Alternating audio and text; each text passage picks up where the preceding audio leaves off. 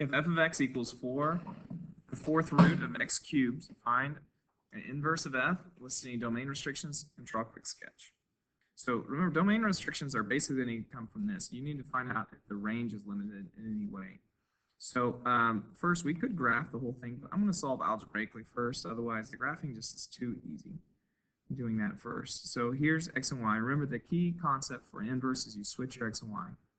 So to have x equals fourth root of y cubed, which, by the way, that's what you would graph if you wanted to check your inverse graph, what it looks like. You would graph that in a calculator by menu actions text, or if you're something on like Desmos, you just type that in as it is.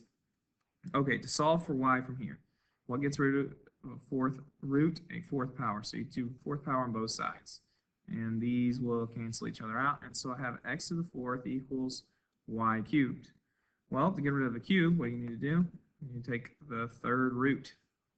So when I take the third root, these now go away. So I have y equals the third root of x to the fourth power, also stated as, you say f inverse equals the third root of x to the fourth. So notice all that's happened is the root and the power switched. That's the only thing. But I need to now look for domain restrictions. So the domain and the range. Now the easiest way to find this is to go to the original graph.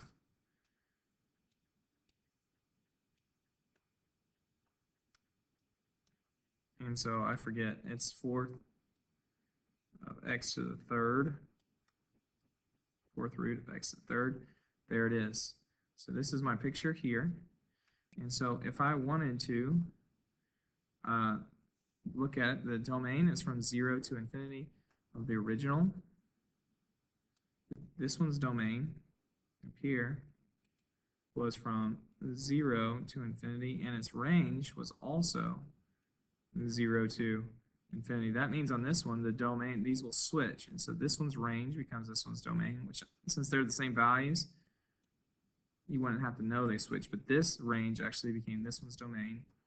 And the range of the inverse is actually the domain of the original. And so you'd have to restrict to there. This would be your restrictions here. That's what that is.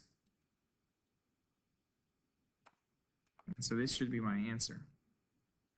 Now let's check our graphs the way we could do from the start. Remember how I said all you have to do is type it and switch your x and y.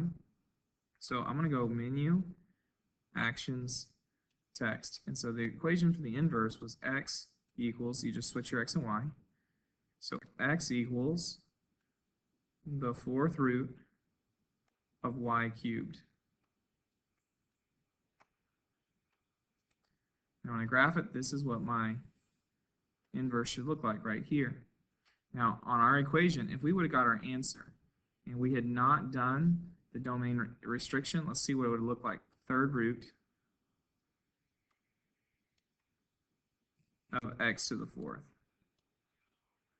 When I graph this, you'll see it does hit this part, but notice how it has this extra left side. It's not supposed to have that in the graph, so you'd actually have to restrict that. The only way I know really how to restrict on the calculator is to type this in as piecewise. So I'm going to come up here to my equation and back this up. I go to this button next to 9 and choose piecewise. I'm going to choose a 3 by 2. The reason why is the 3 by 2 asks for how many pieces. I'm going to tell it just one piece of a graph. And so our equation that we found for our solution was third root of x to the fourth power. And this is when x is greater than or equal to 0. Greater than or equal to 0. And now notice how my graphs are exactly the same. These two are exactly the same. So we now did it correctly.